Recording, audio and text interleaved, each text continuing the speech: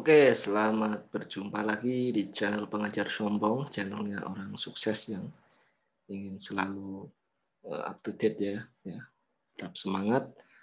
Oke, kali ini di video di video pada kesempatan kali ini tanggal 4 Juli ya.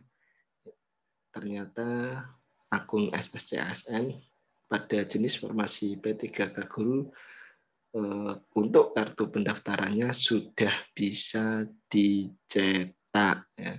Sudah bisa dicetak ya, terbukti bahwa saya sudah mencetaknya sendiri tepatnya tadi pagi pukul 6.00 ya, jam 6 pagi di tanggal 4 Juli 2021 sudah bisa dicetak untuk jenis formasi P3K guru ya, guru honorer.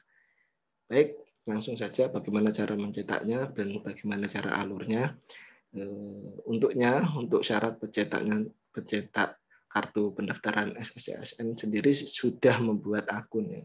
Sudah membuat akun, tentu sahabat teman-teman juga para subscriber Pengajar Sombong sudah membuat akun dulu ya. Kalau belum tahu cara membuat akun, silahkan disimak videonya. Di video sebelumnya sudah saya buatkan cara pembuatan akun di SSCASN. Baik, langsung saja.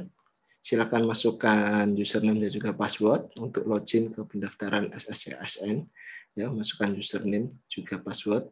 Setelah itu teman-teman ikuti langkahnya, kemudian ya memasukkan pengisian biodata ya, seperti ini teman-teman. Silahkan diisi.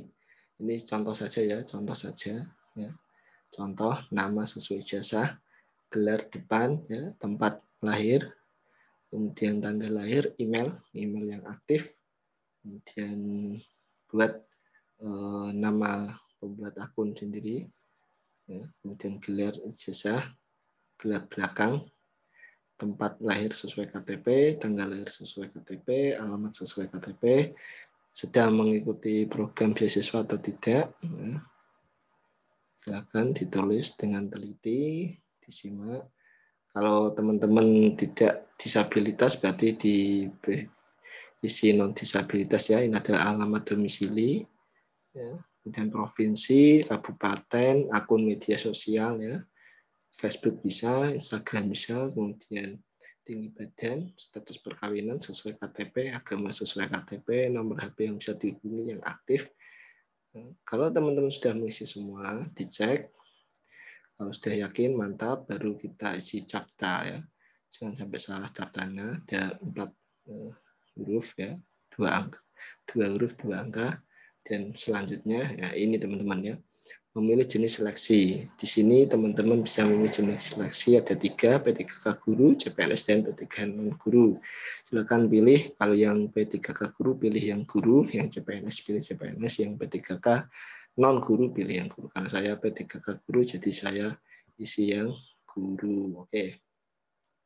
Di sini teman-teman terdapat ada yang teman-teman sebagian yang komentar dapat masalah ya karena belum verbal, itu datanya tidak muncul ya, data tidak mudik tidak muncul, diakibatkan teman-teman pada info GTK-nya mungkin belum melakukan verbal ijazah. Maka yang harus dilakukan teman-teman adalah silahkan verbal dengan masuk ke info GTK dengan menggunakan username dan password masing-masing. Di bagian ijazah silahkan di verbal ya, di verbal, diaktifasi, kemudian dicek apakah universitas sesuai dengan ijazah atau tahun lulus dan juga nomor ijazah. Kemudian setelah itu kalian tunggu 3 kali 24 jam baru data akan masuk ke sistem seleksi CASN ini ya. SSCN ini baru bisa masuk setelah 3 kali 24 jam. Artinya setelah 3 hari pembenaran baru bisa masuk. Kalau ada kesulitan silakan menghubungi UPS di instansi masing-masing. Silakan bisa dibicarakan bagaimana cara mengatasinya. Karena untuk verbal sendiri akan terkonek langsung dengan data di Kemendikbud sesuai ijazah, di Ristek Dikti juga, maka akan secara otomatis muncul. Setelah teman-teman mengklik jenis pendaftaran ya P3K Guru, maka bagi yang sudah verbal tidak ada masalah, oke. Maka data dapodik akan muncul. Yang pertama adalah nama sekolah, instansi, dan pendidikan. Ada 3 teman-teman. Ada 3 bisa disaksikan. Kemudian data tersebut otomatis terkunci, tidak bisa diganti. Kalau misalkan sekolahannya ada formasi, berarti data tersebut sudah terkunci, terlock, karena masing-masing di gelombang pertama perekrutan P3K Guru ini ada di sekolah masing-masing. Kalau dengan syarat ada formasi di SD tersebut ataupun di instansi tersebut ya. Di sini karena SD-nya ada formasi, jadi sudah secara otomatis terkunci di instansi SDN Talang Simpang ya. Seperti contoh. Kemudian untuk yang Bapak Ibu guru yang ex tenaga honorer, maka akan disuruh untuk melakukan penguploadan. Nanti di menu upload dokumen itu kartu yang menunjukkan THK2 ya. Kartu K2-nya itu bisa di-upload. Kemudian di sini ada pertanyaan, apakah Anda peserta ex tenaga K2? Kalau iya silakan pilih yang iya. Kalau tidak usah. Ya. Itu saja. Ya, silakan teman-teman bisa sambil mengamati, sambil dianalisis ya, apa saja yang data diperlukan bisa disiapkan. Kalau sudah yakin, kalau sudah terkoneksi dengan data dapodik dengan baik, maka akan mudah teman-teman. Bisa dilihat kalau sudah connect akan terisi secara otomatis, terlock. Kemudian kita tinggal melanjutkan saja. Oke, itu bagi yang THK2 disiapkan bukti kartu tes menunjukkan bukti bahwa Anda termasuk dari golongan THK2. Silakan nanti dimasukkan nomor registrasi ya, nomor peserta X THK2-nya silakan dimasukkan, diinput dengan teliti. Kalau sudah, klik selanjutnya ya. Di sini di bagian formasi teman-teman sudah ada pemberitahuan bahwa jenis seleksinya adalah P3K Guru, kemudian batas akhir pendaftaran adalah tanggal 21 Juli ya, pukul 23.59. Kemudian teman-teman silakan masukkan IPK ya, IPK sesuai dengan transkrip ijazah, nomor ijazah jangan sampai salah, nomor ijazah, tahun lulus, kemudian jenis PT, tanggal ijazah, nama PT, nama PT sesuai ijazah, nama prodi, kemudian akreditasi perguruan tinggi dan akreditasi prodi. Jadi ada 2 teman-teman ya. Akreditasi perguruan tinggi ya, universitas, kemudian akreditasi prodi. Kalau sudah diklik selanjutnya sudah yakin mantap. Nah, ini teman-teman. Jadi teman-teman dari guru honorer ya, untuk jenis dokumen, unggah dokumen itu kalau yang di formasi jenis formasi P3K Guru itu hanya 5 saja teman-teman ya, tidak banyak dokumen. Yang pertama di sini adalah kartu tanda penduduk ya. Kemudian scan ijazah, scan transkrip, pas foto, latar belakang merah, kemudian sertik ya, sertifikat pendidik ya. Oke, kita bahas dari kartu penduduk sendiri. Ada persyaratan untuk upload, yaitu ukuran harus maksimal teman-teman hanya di 500 KB ya, dengan format JPG ya, maksimal 500 KB. Silakan bagi yang kapasitas atau ukuran filenya besar bisa dikompres ya, secara online juga ada banyak sekali, maksimal 500 KB. Kemudian scan ijazah ya, scan ijazah itu formatnya PDF teman-teman ya, scan PDF maksimal 1000 KB atau 1 MB ya, untuk ijazah 1000 KB atau 1 MB. Kemudian transkrip ya maksimal 1000 KB juga atau 1 MB ya, silakan diunggah. Pas foto teman-teman ya, maksimal 300 KB, ukuran 3446 boleh, yang penting maksimal 300 KB dengan background belakang merah ya. Sekali lagi background belakang merah. Kemudian sertik, apabila punya sertik silakan diupload. Kalau sudah bisa diupload teman-teman, kemudian dicek dengan pilihan menu lihat ya, contoh ya. Ini KTP, unggah ya, bisa diunggahkan. Mungkin jaringan internet teman-teman harus bagus pada saat pengunggahan. Kalau misalkan hasil kompresnya kurang jelas, bisa diperbaiki dengan cara dicek, dilihat apakah nanti sudah jelas atau tidak hasilnya. Silakan nanti teman-teman cek sendiri.